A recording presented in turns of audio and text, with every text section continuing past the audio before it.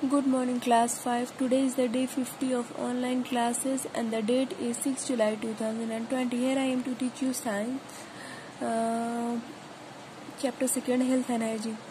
Before proceeding to today's topic, let's have a short and quick recap about what we learned in the previous class. इससे पहले कि हम लोग आज के टॉपिक की तरफ बढ़ें, चलिए एक शॉर्ट सा रिकैप ले लेते हैं हम लोगों ने पढ़ा था प्रीवियस क्लास में कि गुड और हेल्दी लाइफ के लिए हमें क्या करना चाहिए, तो पोषक तत्व वाला भोजन लेना चाहिए, एक्टिव रहना चाहिए और हमें अपने आसपास के वातावरण को क्लीन करना चाहिए.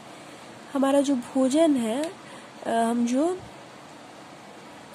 खाते हैं प्रतिदिन, वो हमारा डाइट यानी आहार बनाता है. हमारा भोजन जो है उसमें क्या क्या मौजूद होता है, तो कार्बोहाइड्रेट होता है, प्रोटीन होता है, फैट होता है, वाइटामिन होता है, मिनरल्स होता है. ठीक है, तो कह रहा है कि जो न्यूट्रिएंट्स है, जो पोषक तत्व है, भोजन दर भोजन वैरी करते हैं. ठीक है, और हमें इन पोषक तत्वों के अलावा वाटर और रफेज को भी हमारे डाइट में ऐड करना जरूरी है. बता रहा है कि हमें कितना खाने की आवश्यकता है. तो कह रहा है कि जो भोजन जो है एक इंसान, एक व्यक्ति खाता है, वो क्या क्या चीज पर डिपेंड करता है, तो उसके एज पे, ठीक है, हाइट पे, वेट पर और ऑक्यूपेशन क्या वो काम करता है.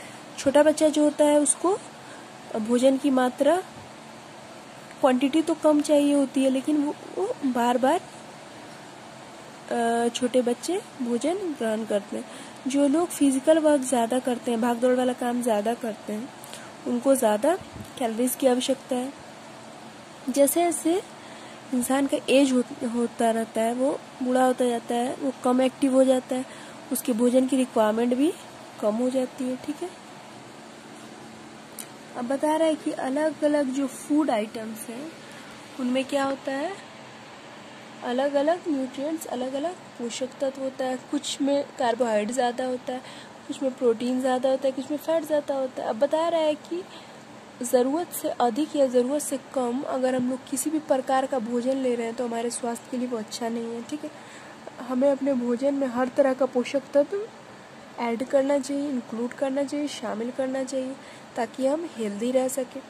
अब बता रहे हैं कि बैलेंस डाइट यानी संतुलित आहार किसको बोलते हैं, तो वैसा आहार जिसमें हर तरह का पोषक तत्व सही प्रोपोर्शन में, सही क्वांटिटी में पाया जाए, उसको बैलेंस डाइट कहते हैं.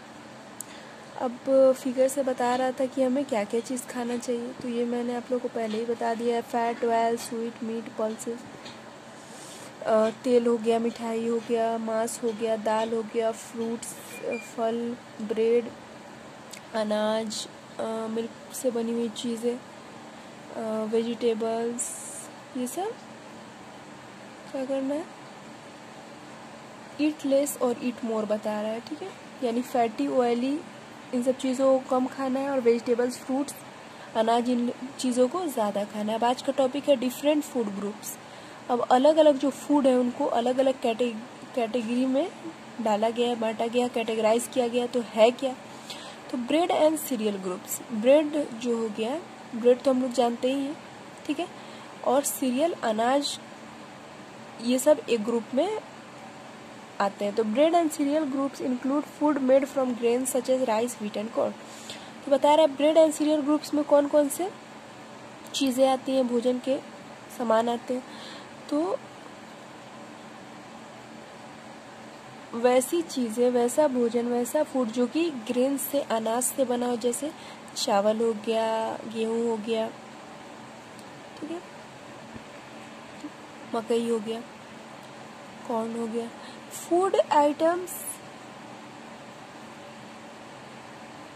Under this group are rich in carbohydrate. ये जो ग्रुप है ब्रेड और सीरियल ग्रुप्स में, इसमें जो वैसे आते हैं फूड, भोजन जो कि कार्बोहाइड्रेट्स में बहुत ज़्यादा रिच होते हैं. ठीक है, ये हमें एनर्जी देते हैं. They give us energy to work and play. ये हमें एनर्जी देते हैं, ऊर्जा देते हैं, ताकि हम काम कर सके, खेल सके. And keep our body running throughout the day. और हम अपने शरीर को एक्टिव रख सके, ताकि हमारा शरीर जो है वो चलता रहे पूरे दिन. They also provide fibre. ये हमें फाइबर भी प्रोवाइड करते हैं. फाइबर है first to digest our food. हम लोगों ने पढ़ रखा है कि फाइबर जो होता है वो हमारे भोजन को डिजेस्ट करने में, पचाने में काम आता है. चलिए, फिर से समझिए, ब्रेड और सीरियल ग्रुप्स क्या है। तो ब्रेड और सीरियल ग्रुप्स उस तरह के फूड को अपने अंदर इंक्लूड करता है, शामिल करता है, वैसे फूड जो कि ग्रेन से बने हो, जैसे राइस हो गया, व्हीट हो गया, कॉर्न हो गया, ठीक है। अब बता रहा है कि इस कैटेगरी में जो फूड आते हैं, भोजन आते हैं, उनमें कार्बोहाइड्रेट की मात्रा बहुत ज़्यादा होती है। ये हमें एनर्जी देता है, ऊर्जा प्रदान करता है, ताकि हम क्या कर सकें, वर्क कर सकें, खेल सकें, हमारे शरीर को एक्टिव रख सकें थ्रू आउट द डे, दिन भर। और ये हमें फाइबर प्रोवाइड करता है। तो फाइबर है क्या, तो फाइबर के बारे में हम लोग ने पढ़ रखा है कि फाइबर जो होता है हमारे भोजन को पचाने में हेल्प करता है, ठीक है। अब बता रहा है कि ब्रेड एंड सीरियल ग्रुप्स में chapati, bread, dosa, idli, bread and cereal groups food, vegetables and fruit group food. अब बता रहा है कि सीरियल एंड ब्रेड और सीरियल ग्रुप्स हम लोगों ने पढ़ रखा है, पढ़ लिया अभी। अब vegetables and fruit groups, vegetables and fruit groups नाम से ही पता चल रहा है, जिनमें सब्जियां होंगी और फल होगा। Vegetables and fruit groups include vitamins and minerals that protect our body against various diseases.